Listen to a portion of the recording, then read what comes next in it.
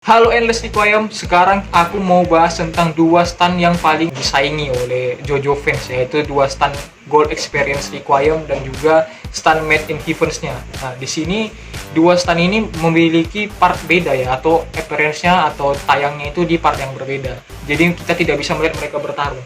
Jadi di sini aku langsung aja buat spekulasi aku atau teori aku untuk siapa yang lebih kuat di antara Gold Experience Requiem atau si Made in Heavens. Oke, lanjut guys. Oke, yang pertama-tama teman-teman kita akan bahas tentang Gold Experience Requiem ya, yang dimiliki oleh si Giorno Giovanna. Jadi stun ini ya, itu didapatkan sama Giorno Giovanna bukan dari stun awal dia ya. Stun ini adalah stun evolusi dari Gold Experience yang menjadi Gold Experience Requiem dikarenakan sebuah tombak. Bisa dibilang anak panah ya, bukan tombak, relat sedikit.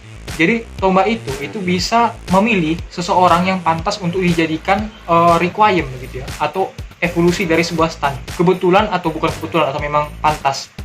Si Giorno ini pantas untuk mendapatkan evolusi, maka dia ditusuk lagi sama anak panah itu gitu teman-teman.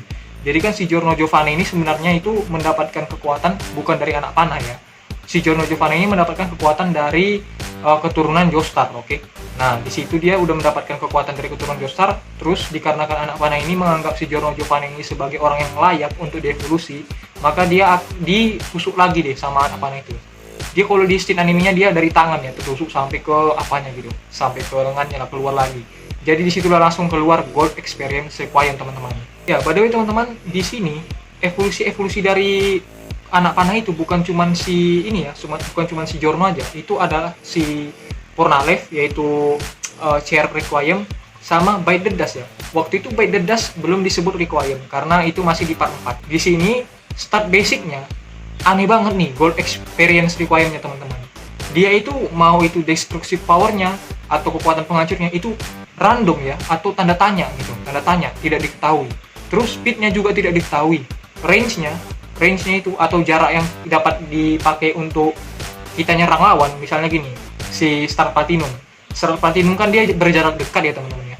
Nah, dia itu pasti range-nya itu apa, sepertinya B, C atau D gitu.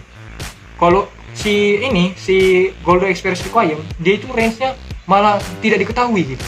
Jangan-jangan dia bisa sangat jauh gitu ya, tapi kekuatannya tetap seimbang atau tetap kuat gitu.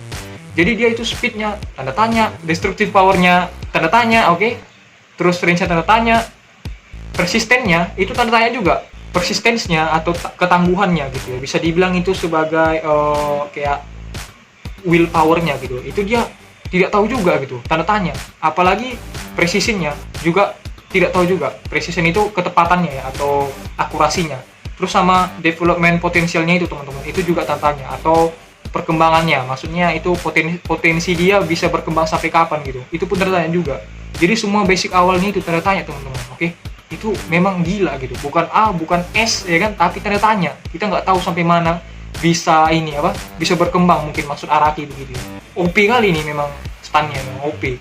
Di balik start awal yang OP itu teman-teman ya, ini Gold Experience Requiem juga sifatnya aneh dari stun lain, oke. Kalian tahu ya, kalau stunnya kayak stunnya si Jotaro, oke, Star Platinum, dia cuma bisa ngomong ora doang kan, nggak bisa ngomong apa-apa. Atau stunnya si Bucharti juga nggak bisa ngomong stunnya. Yang bisa ngomong itu stun si ini Spicy Girl lah, stunnya si siapa namanya, stunnya si Trish ya teman-teman. Nah di situ dia bisa ngomong sendiri, tapi dia itu abis itu nggak bisa ngomong lagi, punya personality sendiri lah awalnya gitu. Nah si Gold Experience Requiem ini, itu lebih parah lagi teman-teman. Dia itu punya kesadaran sendiri loh. Kalian bisa lihat di episode 39 ya. Di situ dia ngomong sendiri bersama si Diavolo, bayangin. Dia ngomong sama orang lain, oke? Bukan ngomong sama si Giorno-nya, tapi ngomong sama orang lain atau si Diavolo ya. Kalau si Spicy Girl itu dia ngomong sama si pemiliknya sendiri. Mungkin karena itu mereka masih bisa berkomunikasi ya. Kalau si Gold Experience Requiem ini langsung ngomong dengan orang lain teman-teman. Jadi dia punya kesadaran sendiri, oke? Dia itu ngomong waktu itu dia berada dalam penghapusan waktunya si Diavolo ya, tapi dia bisa meresetnya kembali gitu. Nah, nanti kita terangin lah kekuatannya. Jadi personality-nya di sini memiliki kesadaran sendiri.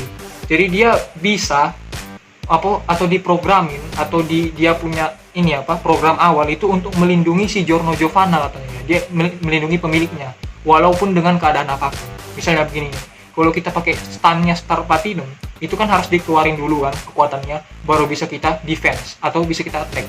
Tapi kalau si Gold Experience Requiem, dia itu langsung keluar gitu teman-teman.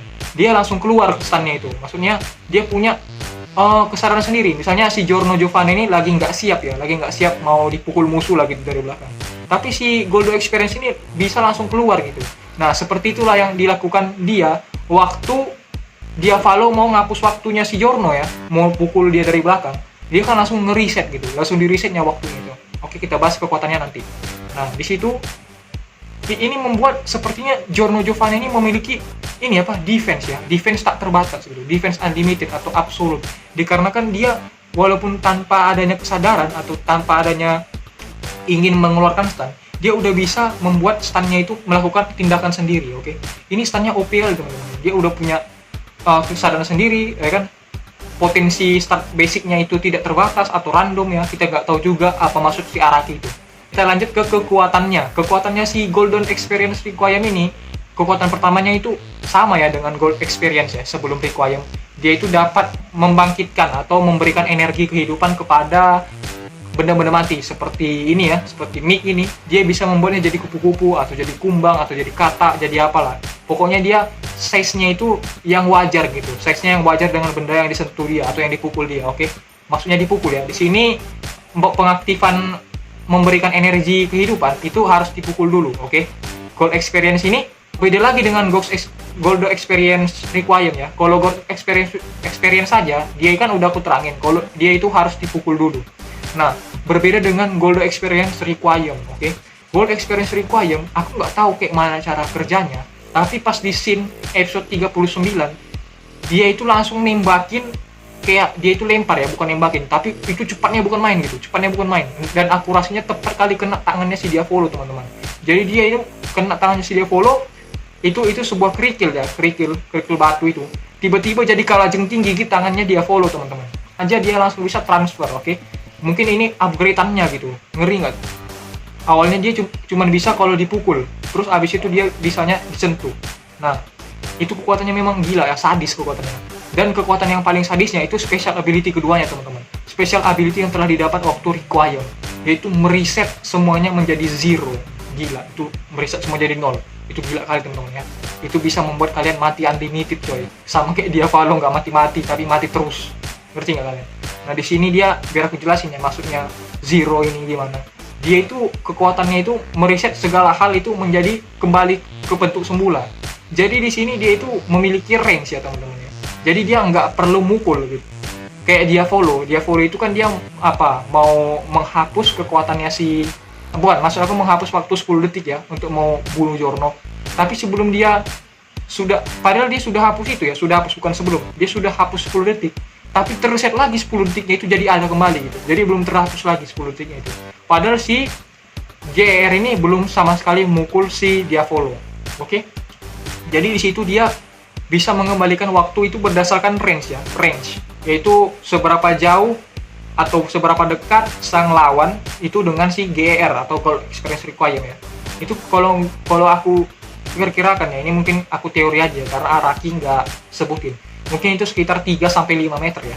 Nah, tapi kalau sekali kita udah kena 3-5 meter atau kita sudah kena zero ability-nya si Gold Experience Requiem, itu sejauh apapun kalian pergi lari kabur itu tidak akan bisa terlepas teman-teman. Itu beda kali sama stun lainnya. Ini stunnya tidak bisa terlepas, tidak semakin lemah, tidak semakin kuat gitu loh. Sama gitu. Walaupun kalian sejauh apapun lari dari stun ini, kalau sudah terkena zero-nya itu, kekuatannya sama saja, sama seperti si Diavolo. Yang dia itu sudah lari kan, atau dia itu sudah kena pukul lah jauh ke laut. Habis itu terbawa arus laut. Itu pun dia tetap aja masih mati unlimited. Jadi kematiannya itu terus berlanjut teman-teman. Ngeri kan? Nah, disitulah dibilang kalau ini termasuk stun paling kuat di antara golongan para fans yang dapat menyaingi Mad and Heavens teman-teman. Oke? Jadi di sini kita dapat simpulin kalau ini memang stun OP banget teman-teman ya, OP. Oke? Special ability ada 2 ya kan? Ngasih energi, terus sama zero, terus stat basicnya atau stat dasarnya itu unlimited, jadi dia terus bisa berkembang, terus dia punya kesadaran sendiri teman-teman yang bisa membuat Giorno itu memiliki defense immortality defense itu.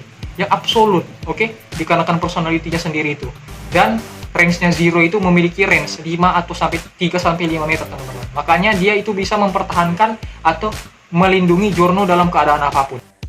Di stand yang kedua ini, yang lawannya GR atau Gold Experience Requiem ini adalah si Made in Heavens. Made in Heavens ini adalah stand yang dimiliki oleh Enrico Pucci ya. Enrico Pucci ini adalah antagonis utamanya di Stone Ocean, yaitu Jojo utamanya adalah Jojo perempuan pertama dan terakhir kita ya, yaitu Jorin Joestar. Nah, di sini Enrico Pucci ini sedikit cerita tentang dia biar kalian tuh semakin relate sama dia, karena kan dia belum ada di anime kan.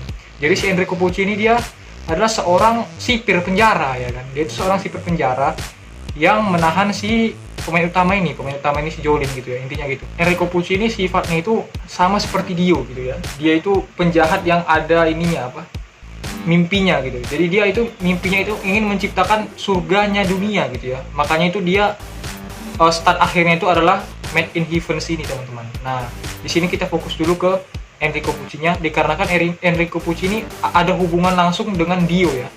Dia itu adalah antagonis utamanya di Stone Ocean yang memiliki hubungan dengan Dio, yaitu Dio ini memiliki 6 anak kan. 6 anaknya Dio itu dia yang rawat gitu. Jadi 6 anaknya Dio itu dia jadi main villain di Stone Ocean atau part 6 ya, partnya si Jolin. Made in Heavens ini itu ialah stand yang evolusi terakhir dari standnya si Enrico Pucci. Enrico Pucci ini banyak standnya, teman-teman. Ada 3. Yaitu yang pertama itu adalah White Snake. White Snake ini dia bisa mencuri stand orang ya. Maksudnya dia bisa mencuri kemampuan stand orang lain. Terus ada Simon. Simon ini dia imba. Dia kalau udah kena serang sama Simon terus kena pasti mati. Itu yang terjadi sama Jotaro ya kalau nggak salah ya. Terus yang ketiga itu ada si Made in Heavens ini, teman-teman. Karena di sini banyak kali forum-forum Jojo yang banding-bandingin yang mana paling kuat ya kan, Made in Heavens sama GR. Made in Heavens dia itu memiliki start basic yang nggak terlalu bagus ya, maksudnya nggak terlalu meyakinkan kayak GR tadi. Kalau GR tadi kan nurut semua, kalau ini dia destructive powernya atau kekuatan penghancurnya itu sekitar B aja ya, dia B.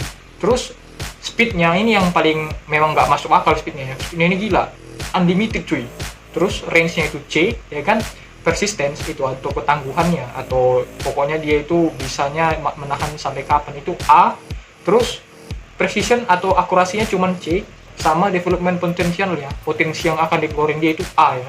Jadi itu ya tipikal stand pemain utama, tapi nggak terlalu nggak terlalu ngeri basic statnya ya, nggak kayak GR tadi yang semuanya itu nggak diketahui gitu.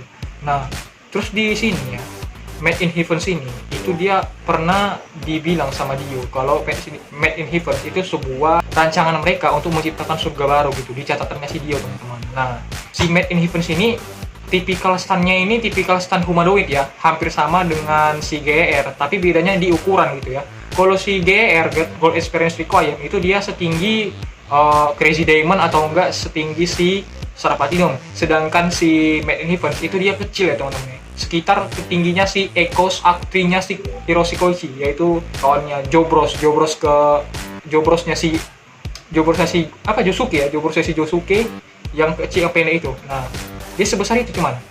Terus di sini dia itu tidak mempunyai personality sendiri ya, atau tidak mempunyai kehendak sendiri. Jadi dia itu perlu untuk menyuruh dia dulu baru menyerang gitu ya. Tidak seperti Gold Experience Requiem tadi.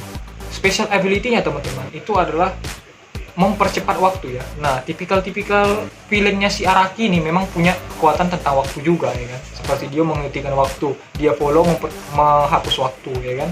Nah, si ini dia mempercepat waktu. Jadi di sini itulah special ability-nya, teman-teman. Di sini mempercepat waktu itu dia disambungkan dengan teori relativitas Einstein ya, teman-teman ya. Disambungin dengan itu sama si Araki. Karena menurut teori relativitas Einstein, di situ dia bilang kalau kita dapat mempercepat waktu, kita juga dapat bisa mengendalikan gravitasi, teman-teman. Maka dari sini ini memang kekuatannya OP kali, teman-teman ya. Di sini dia dibuat namanya adalah time acceleration, yaitu mempercepat waktu dengan sangat cepat. Inti dari kekuatan ini, teman-teman, itu adalah mempercepat waktu dan mengendalikan gravitasi ya. Jadi di sini dia si Enrico Pucci mempercepat seluruh waktu alam semesta gitu. Dia mempercepat seluruh alam semesta dan mengendalikan seluruh benda yang ada gravitasinya di alam semesta. Otomatis semua benda kan punya ini ya, punya gravitasi di alam semesta. Nah, dia itu kendaliin itu, dipercepatnya semua, ya kan?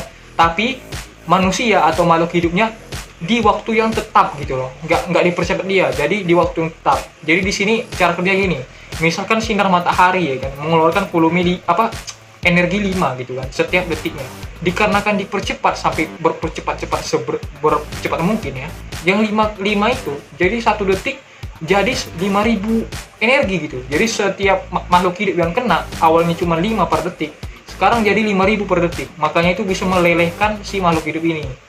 Sama seperti orang yang ada di ini yang ada di kutub. Misalnya kita kena 1 detik, kita kena butiran es lah gitu, 1 salju.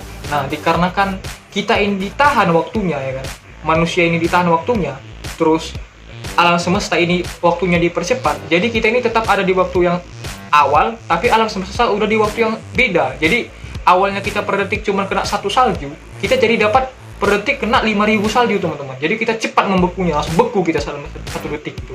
Nah, dikarenakan terus dipercepat sama si Enrico Pucci ini waktunya ya, jadi si stunnya itu sampai bisa melenyapkan alam semesta. Bukan stunnya ini yang melenyapkannya, tapi waktu itu yang melenyapkannya. Karena begitulah teori sains, kalau alam semesta ini akan hancur dengan sendirinya kalau sudah waktunya gitu ya. Jadi dia dipercepat sampai alam semesta itu hancur, dipercepat dia lagi sampai alam semesta itu terbentuk lagi. Nah, disitulah dia dibilang alam semesta baru, yaitu Steel Baruran yang ke-7 ya. Ke-7 itu alam semesta baru teman-teman, yang dibuat si Enrico Pucci ini. Jadi di situ orang berspekulasi dia itu OP kali ya teman-teman ya, karena bisa buat semesta baru gitu. Padahal itu bukan kekuatan sunnya, itu cuma efek dari kekuatan sunnya teman-teman. Nah, oke, sekarang kesimpulannya dari kekuatan 2 stun ini ya, kita sudah dapat gambaran besar gitu, dimana basic stat-nya itu si GER sama si Mad in Heavens ini itu sangat beda jauh ya. Jadi di sini si GER ini dia tanda tanya potensinya berarti tidak terbatas kan, tidak diketahui gitu. Kalau si Mad in Heavens potensinya masih bisa diketahui. Jadi di sini sudah dijelaskan kalau GER yang menang. Terus di special ability-nya teman-teman. Nah, ini dia special ability yang kalian tunggu kan, karena mereka berdua ini sangat-sangat spesial.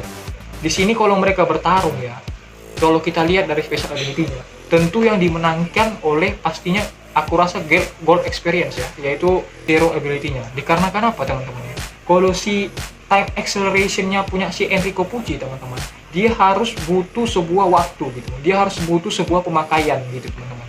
Jadi kalau kita mau nyerang orang kan kita harus nyerang dulu kan. Nah, itulah yang harus dilakukan si Enrico Pucci kalau mau mengaktifkan time acceleration-nya teman-teman. Jadi kalau kita bisa menghalangi dia untuk memakai time acceleration-nya, dia tidak akan bisa melakukan percepatan waktu. Jadi dia harus nyerang dulu baru bisa nyerang, gitulah intinya. Tapi kalau zero ability-nya si gold experience require itu tidak perlu yang namanya kita harus nyerang dulu ya kan, karena dia punya personality sendiri gitu, dan dia punya range sendiri. Jadi dia udah aktif selama orang udah masuk ke dalam range dia antara 5 sampai 3 meter. Kalau kita udah kena sama lingkarannya ini lah, maksudnya itu area dia ya. Kalau udah sampai situ kita udah langsung kena sama zero ability-nya. Jadi dia si Giorno ini tidak perlu menyerang dulu, oke? Nah, tapi bagaimana Bang kalau misalnya si Pucci ini jauh ya kan, di pulau lain, si Giorno di pulau lain gitu. Terus Enrico Pucci ini bisa dia mempercepat waktu. Nah, disinilah perlunya adanya si personality sendiri dari GER teman-teman. Itu punya personality sendiri, yaitu dia bisa melindungi Giorno ya. Nah, di sini dia punya dia itu bisa bikin sebuah realitas baru ya. Jadi dia itu bisa menangkis, seluruh hal yang dibuat si Enrico Pucci tentang waktu itu teman-teman. Kenapa? Seperti yang dilakukan dia pada si Diavolo gitu. Diavolo ini walaupun waktunya sudah dihapus dia, bisa dikembalikan lagi sama si zero ability-nya gold experience, oke? Nah, di situ bisa disimpulkan bahwa pertahanan dari gold experience requirement ini sangat-sangat absolut ya, tidak terkalahkan. Jadi menurutku yang menang itu adalah gold experience requirement dibandingkan si Mad in Heavens, dari segi ability-nya, dari segi stun-nya, dari segi statnya awal, sama special ability-nya ya teman-teman. Nah, oke. Jika kalian tidak setuju, aduh Bang, nggak bisa dong gitu Bang, tapi kan ini waktu gini. Oke, kalian tinggal klik komentar di bawah ya kan. Terus riset yang data yang tepat ya, dan juga pemikiran yang logis, dan juga dari source atau apa saus-sausnya si Araki yang memang betul dari dia atau memang betul dari mungkin dari produksinya. Oke teman-teman. Dan pada saat berdebat jangan sampai ada yang apa ya, yang kasar ya. Santai aja gitu. Oke, dah. Dan yang terakhir jangan lupa untuk klik like, comment, dan subscribe ya. Bye bye.